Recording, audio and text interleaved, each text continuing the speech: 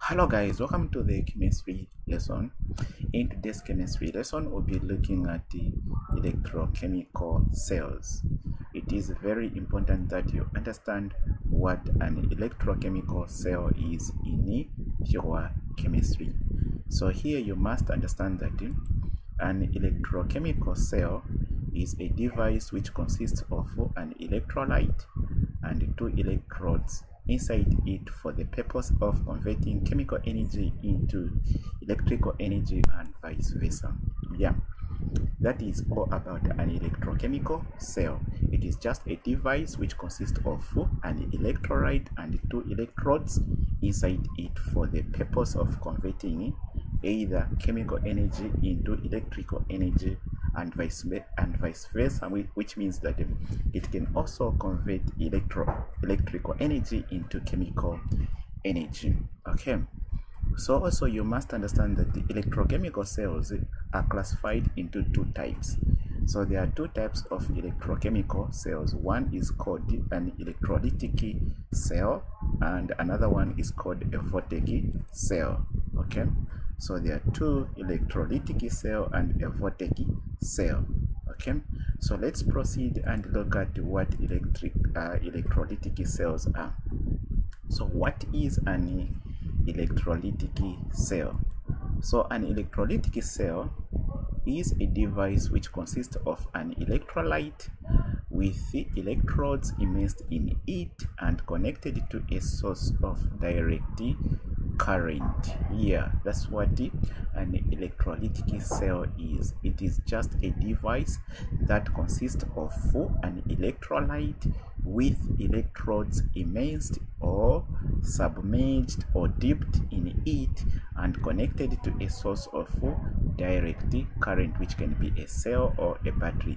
So the diagram below shows an electrolytic cell. So this is an electrolytic cell with this is what we are calling as an electrolyte, this solution here, and then these two here are what we are calling electrodes, which are immersed or dipped in the electrolyte. So these are electrodes, so in this case these are innate electrodes, and then this is a cell or battery, because we are saying and connected to a source of direct current. So this one is a cell. So the whole of this setup, we call it an electrolytic cell.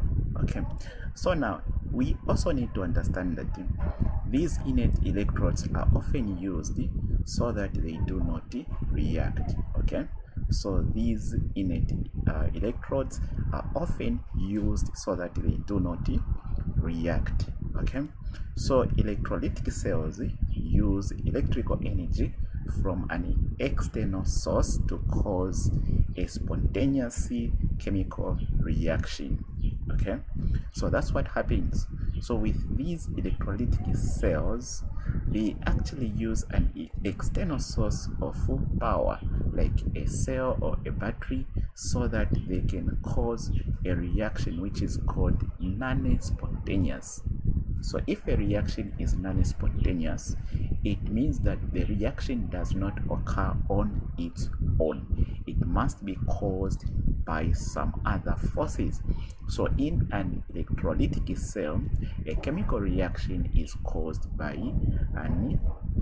a power or electrical energy coming from an external source, which can be a battery or a cell. So in this case, a cell can cause a non-spontaneous reaction to occur in this electrolyte here because of the current which may be coming from the cell or battery. Alright, so let's look at examples of electrolytic cells. So one example of an electrolytic cell that we can talk about is the electrolysis of molten sodium chloride. So when we looked at electrolysis of molten sodium chloride, that was just a setup for an electrolytic cell. So number two is actually electrolysis of aqueous sodium chloride, and another example is electrolysis of aqueous copper 2 sulfate Okay, so these are just a few examples of electrolytic cells. Now let us look at again electrolysis of molten sodium chloride. So if molten sodium chloride undergoes electrolysis, we already said that there will be a non-spontaneous reaction or chemical reaction. Now what happens here is that when a DC current is passed through a molten sodium chloride, the molten sodium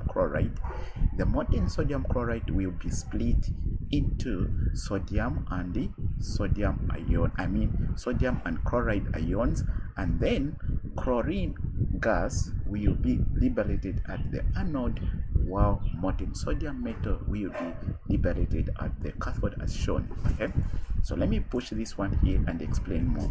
So here is a diagram, right? So in this diagram here, we are talking about electrolysis of molten sodium chloride. So meaning this electrolyte here must be molten sodium chloride. Okay, so now when DC current is passed through this electrolyte, so this sodium chloride is going to be split. It will split into sodium and chloride ions. Okay, now once these two split, this sodium chloride splits into chloride ions and sodium ions. Then the chloride ion is produced as chlorine gas at the anode. Okay, at the anode here. Okay, then while molten sodium metal will be liberated at the cathode as shown. So here at the cathode, that's where we have, in fact, now this one becomes the anode, sorry, for the electrolytic cell. This one become the anode, and then this one become the cathode. Yeah, so yeah, okay, the positive is the anode here as usual, and then the negative is the cathode here. So here at the anode there will be chlorine gas that will be liberated, then at the cathode there will be actually sodium metal that will be liberated. Now let me just push this one up here. So let's look at now the reactions that will take place. So we'll start with the reaction at the anode here. What reaction will occur at the anode? So here we are saying that two chloride ions will lose each one electron and combine to form chlorine gas as shown. Okay, so those chloride ions that will be formed, each of the chloride ion will be losing actually an electron, and then two chlorine atom can combine to form chlorine gas as is shown. So like there will be a chloride ion, okay, that now can end up becoming a gas after losing some electrons. Okay, so this is actually an overall equation that I'm putting out that you must know. So now, since this chlorine is 2 here, we have to balance by putting a 2 here and also putting a 2 here. But this is what is the overall equation for this reaction. But in reality, let me show you what is going on in reality here. So in reality, what is going on is that when one chloride ion goes to the cathode, it loses an electron and it becomes an atom like that. So it will lose an electron like that. Then another chloride ion also goes, and there also it loses what? An electron and becomes a chlorine atom. So now, since chlorine does not exist in atomic state, it exists in a molecule state. So this and this will add. So we'll also, if you want, we can add the overall equation so that you see what I'm talking about. So this and this, if we add chloride ion and chloride ion, we'll get to chloride ion. Then we'll get the arrow here. Then we can also say chlorine atom and chlorine atom. So it will be like this. Okay. Then we'll say plus. Then one electron plus another one electron, it will actually be 2 electrons like that. So this equation and this equation are the same. Now, since this chlorine molecule is a gas, that's why we had to put a G there to show the state in which it is going to be in. Okay, so that is what it goes on here. So I hope you have gotten the point here. Now let us look at the reaction that occurs at the anode here. So we have looked at the reaction, the reaction that occurs at the cathode. We have looked at the reaction at the anode. Now we look at the reaction at the cathode. So here, reaction at the cathode. So here, sodium ion gains 1 electron to become or to form sodium atom as shown. So here actually there will be a sodium ion that goes there and then gains 1 electron to form sodium atom. Now where will that electron come? So the electrons that are coming that are being lost by actually chlorine ions are moving in the external like that, and those are the ones that are being gained here. Okay, so sodium ion gains 1 electron to form sodium atom as shown. So you have a sodium ion, it gains 1 electron and then it becomes a sodium atom here. Okay, now here I can put L or I can put it actually S, because it is either becoming molten here as a sodium or it can become as a solid on this electrode here. Okay, that is it. So these are the equations or reactions that are occurring at the anode and the cathode. Now we are saying these are called half reactions. Okay, so this equation and this equation are called half reactions, and the reaction at the anode is called oxidation, while the reaction at the cathode is called reduction. Yeah, so this reaction that is occurring at the anode here, it is called oxidation. Okay, while the reaction that is occurring at the anode here, at the cathode it is called reduction. So the reaction at the anode is called oxidation, while the reaction at the cathode is called the reduction. Now let me just push this one and explain further. So in terms of electron transfer, I am going to define what oxidation is in terms of electron transfer. So oxidation is the loss of electrons, while reduction is the gain of electrons here. So when we said that the reaction that is occurring at the anode here is actually oxidation, and we are saying oxidation is the loss of electrons, it means that the electrons are being lost here by the chloride ion. Therefore there is oxidation that is taking place here. And then we are saying while the reaction at the cathode is called reduction. That is to say here reduction is the gain of electrons. So here electrons are being gained, so there is reduction that is going on because a sodium ion gains 1 electron to form what? To form sodium atom. Now we can create the overall cell reaction as shown below. So this reaction and this reaction can be combined to form one reaction. So this is how we do it to form one overall cell reaction. So this is what happens. We can write this reaction here, and then we bring also this one here. So this one written as it is, and then this one written as it is. Then what do? We combine them. Okay, so before we combine them, we have to ensure that the electrons here are equal to the electrons we have here. So here we have 2 electrons, here we have actually 1 electron, so we can add a 2 here. Now once we add a 2 here, we need also to add a 2 here to balance charge. So this positive, it means positive times 2, it will be 2 charge, and this negative times 2, it will be negative 2 charge. So positive 2 plus negative 2, it will be 0. So charge has to be balanced.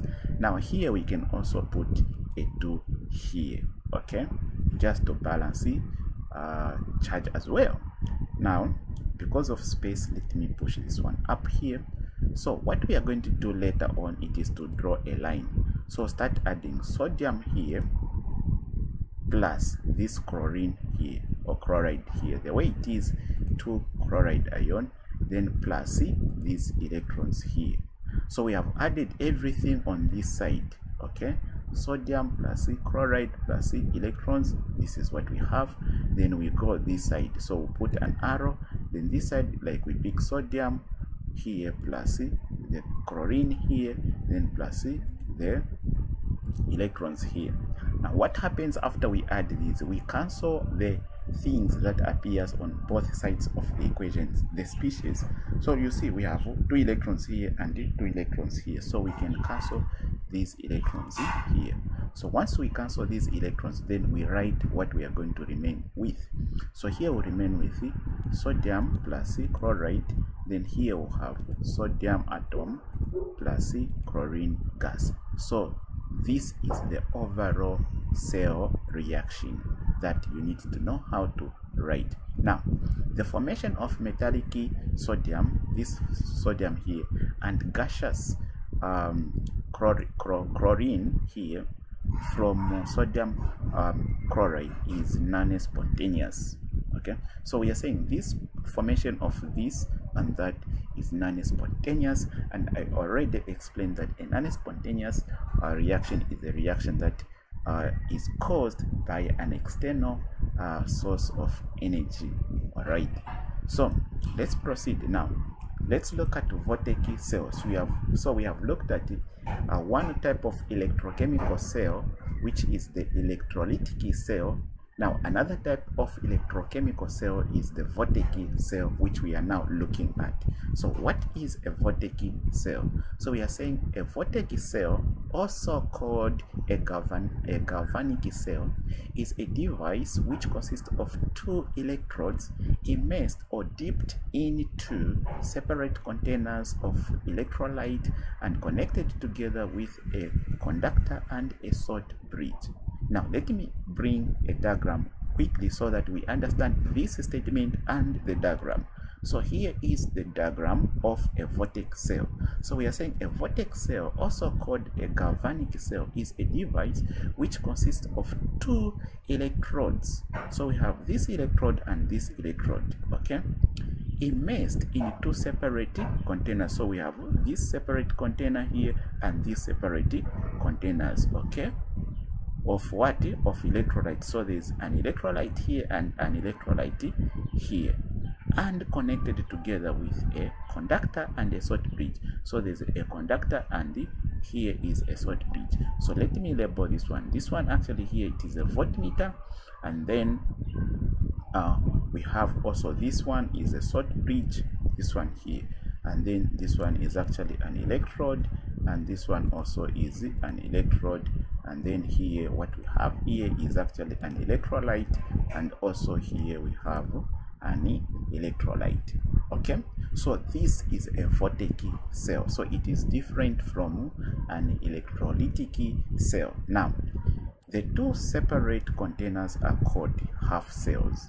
Okay, so this container here alone can be called a half cell, and this container alone here can be called a half cell. So that's why we are saying the 2 separate containers are called half cells, and once they are connected by a conductor, like this one is a conductor, a spontaneous reaction called redox occurs and current is produced in the conductor. Now so once we connect these, there will be a spontaneous reaction.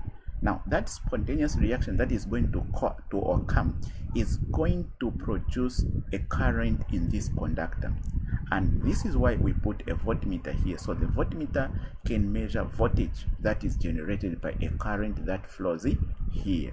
Okay, now if you look very well here, there is no battery here to generate this current that we are talking about. It is just that reaction that occurs when we connect these 2 half cells with the conductor and the salt bridge.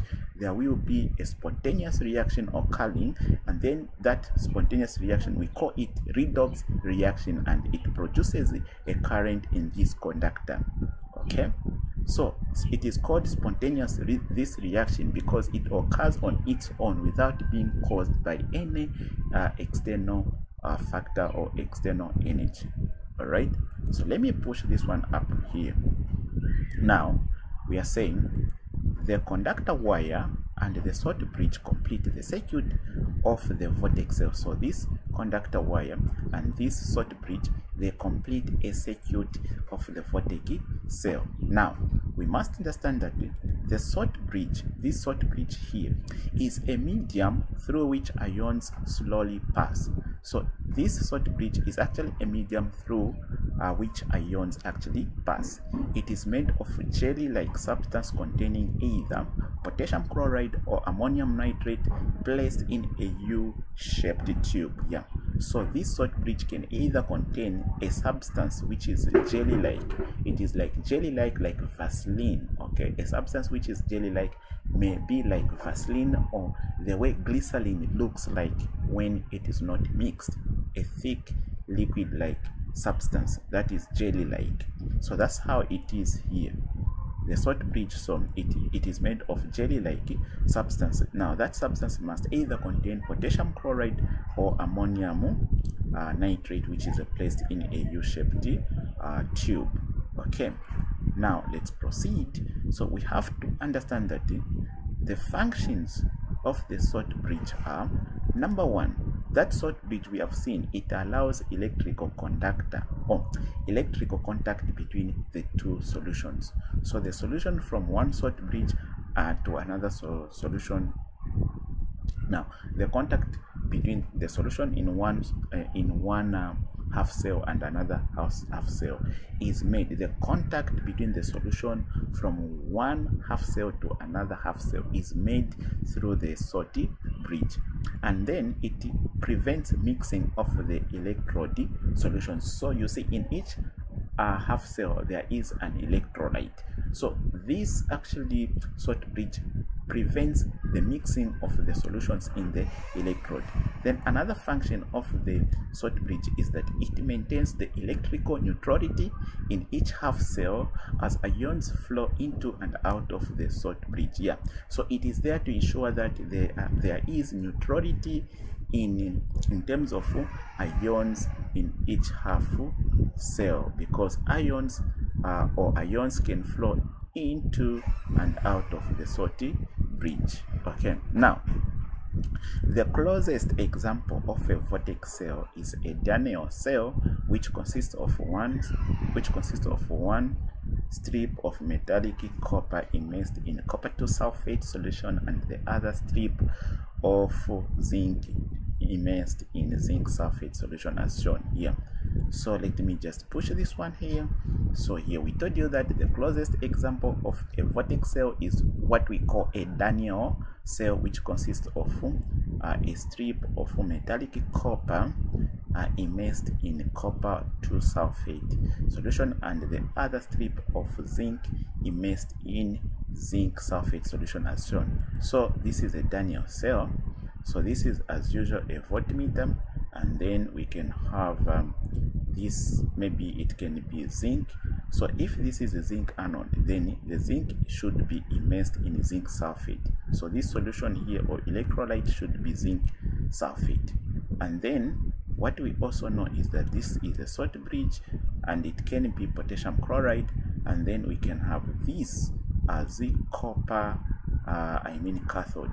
Now if this one is a copper cathode, then what simply means this one electrolyte here is actually copper 2 sulfate.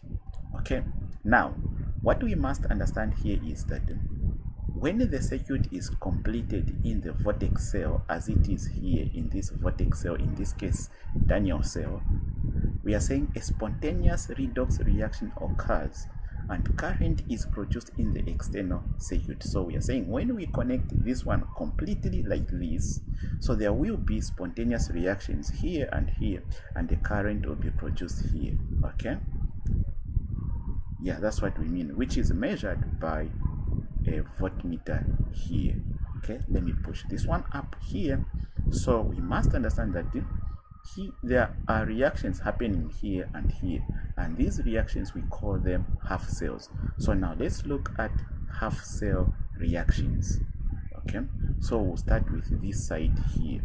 Okay, so we are saying the zinc electrode here loses 2 electrons to form zinc ions. Okay, so this zinc electrode here can lose 2 electrons and form zinc ion, which can come here now, which go into solution while electrons flows in the wire. So a zinc atom here, or a zinc electrode, loses 2 electrons, which goes here, and then the zinc ion formed comes here. So electron will come here. They're the one that will cause the current to flow here, so they'll come all the way to this other side of the half cell. Now we are saying thus the zinc electrode is the anode. So since the electrons are moving from the zinc going to the copper, so this becomes like the anode. We will call it the anode. Yeah, so we will call it the anode because it is producing actually the electrons. Okay, so electrons are going this way. Now let's push this one up here. So then we are saying the equation will be zinc here as a solid, then becomes zinc ion after losing 2 electrons like that. Now we must understand that at the copper electrode here, 2 copper ions in solution gain 2 electrons to form what? To form copper atom at the electrode. So here what will happen here is that copper ions in solution gain 2 electrons. So those 2 electrons that come here, in this solution of copper 2 sulfate, there is copper ions like this. So those copper ions come here, and then when they come here, what happens? They gain those 2 electrons that were coming there to form now copper atom at the electrode, which go to the copper electrode. Okay, so those copper atoms that are formed here, they come to this copper electrode. Thus the copper electrode is the cathode. So this one becomes the cathode because it is attracting the positive ions, so it becomes the cathode, meaning it is the negative, then this one becomes the positive. Okay, now let's proceed. So here is the equation. We have the copper ion. The copper ion here will gain 2 electrons to form copper atom here. That is the equation which occurs. So let me push this one here so that we write the overall equation. So let's underline here. So as usual, we'll say copper, which will be in aqueous in this case, this copper, then plus this is zinc, which is in solid, then plus these 2 electrons. Then we are done with what is on this side. Then we'll call arrow, then we'll add what is on this side. So we can say we have zinc, then plus zinc will be in aqueous here, this zinc, then plus this copper, then plus these 2 electrons. So we'll cancel what is common. We have these 2 electrons and these 2 electrons. So we'll remain with the copper plus the zinc, then it gives us the copper ion plus this copper atom here. So this will be the overall equation. So this is the overall equation that you guys need to know how to derive. Okay, so now we can also write these overall equations in what we call the standard notation that we use in chemistry. So I'm going to show you how to write this standard notation, okay, this equation in standard notation. So like here we can start with zinc. Zinc, since it is in solid, it is the one you start with. So you start with the zinc, then this electrode here. So this zinc, since it is an electrode, this zinc is an electrode, then we'll write a bar, a line bar here to show that zinc is an electrode. And then after that zinc, then we need to write this now. this aqueous here. This zinc should go with this aqueous here. So we'll write zinc aqueous there plus. Then after we do that, then we'll write a salt bridge here, like this, two lines to represent a salt bridge. Okay, so zinc metal goes with zinc ions. Okay, then after that, then we need now to have on this other side here, that's where there will be copper aqueous. So you write copper ions here. Then after copper ions, which here, then you write this copper electrode as a line. Then you write the copper, which is this one here. Okay, so this is a standard notation. So this equation has been written like this because we started with this should go with this. So since this is an electrode, it should be written first, and then a bar should represent that it is an electrode. Then this zinc, it is in solution here, it should come. Then this salt bridge should be written here, meaning we have come this side now. This side in solution will have copper, which is this one here, it is in solution. Then we have an electrode here, which will be a bar, and copper cathode, which will be this one here. Okay, so now that you know how to write standard notation, we proceed and now show you that here actually there's zinc sulfate. That's how it is. Here there's copper sulfate. So there will be actually here zinc ion, and then here actually there will be copper sulfate ion. Those are what will remain afterwards, because the copper ion here will come here, and here there will be a production of zinc ion. Now, so in contrast, now we are looking at the differences. In contrast with electrolytic cells, the anode is negative and the cathode is positive.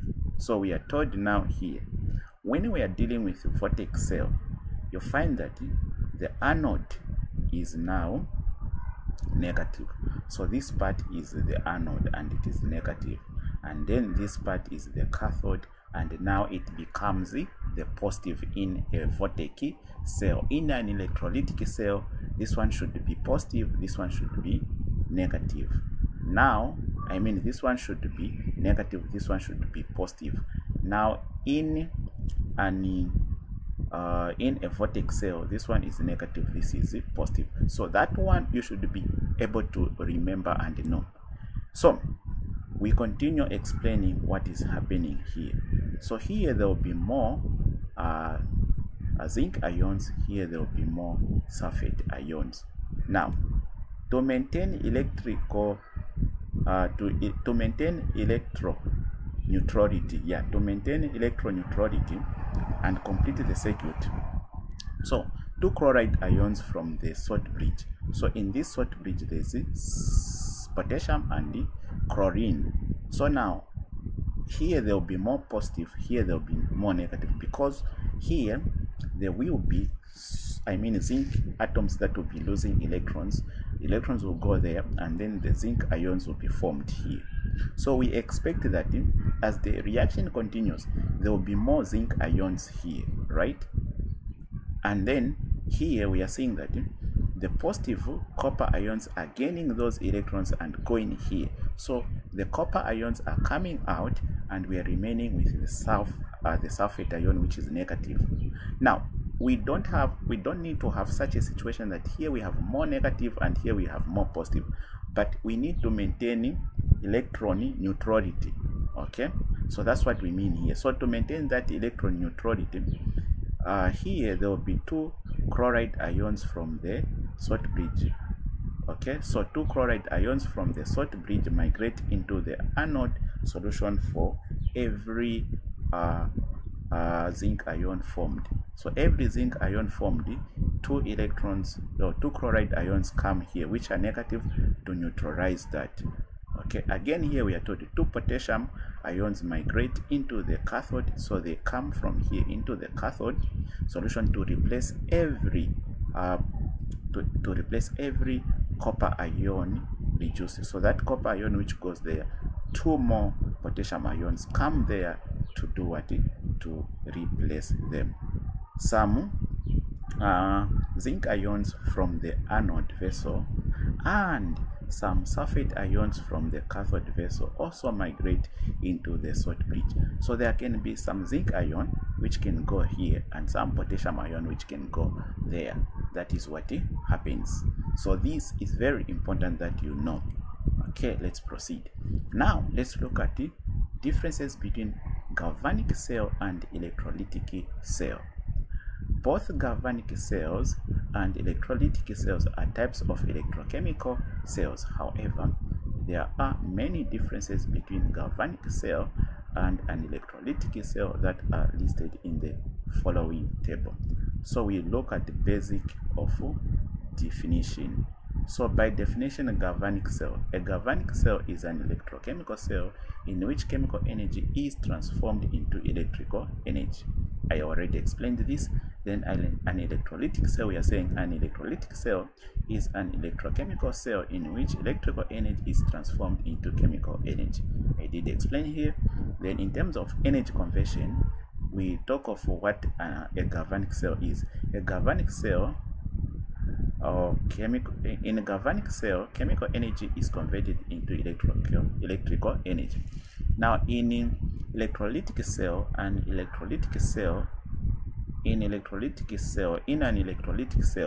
electrical energy is converted into chemical energy. These are differences. So here again we are saying for an galvanic cell, the positive terminal is called the cathode, while the negative terminal is called the anode. Now in case of an electrolytic cell, the anode is positive and cathode is negative. Then here electrons being negatively charged flow from anode to cathode of the galvanic cell. Here electrons flow from cathode to anode in an electrolytic cell. So these differences, you must know them. We continue. So now again we are saying a spontaneous chemical reaction occurs in a galvanic cell to release electrical energy. Here in an electrolytic cell, non-spontaneous chemical reaction take place. Then here a galvanic cell does not require external voltage source. Here an external voltage source is required in an electrolytic cell. Here electrical energy flows from cell to the external circuit in a galvanic cell. Here in case of electrolytic cell, electrical energy flows from external circuit to the cell. Then galvanic cell requires two separate cell containers that form two half cells connected by a salt bridge. Then here a single cell container forms the complete electrolytic cell. Here in galvanic cell, ions discharge at the cathode and consumed at the anode. Here both the electrodes of an electrolytic cell discharge the ions. In a galvanic cell, the oxidation reaction takes place at the anode, while the reduction reaction takes place at the cathode. Here in an electrolytic cell, the oxidation reaction occurs at the cathode and the reduction reaction occurs at the anode. Then here galvanic cells are used as the source of electricity used in batteries. Electrolytic cells are used in electrolysis for purifying metals. Alright, so guys, we have come to the end of this chemistry lesson today. I hope you enjoyed it. As for now, bye and see you in the next lesson.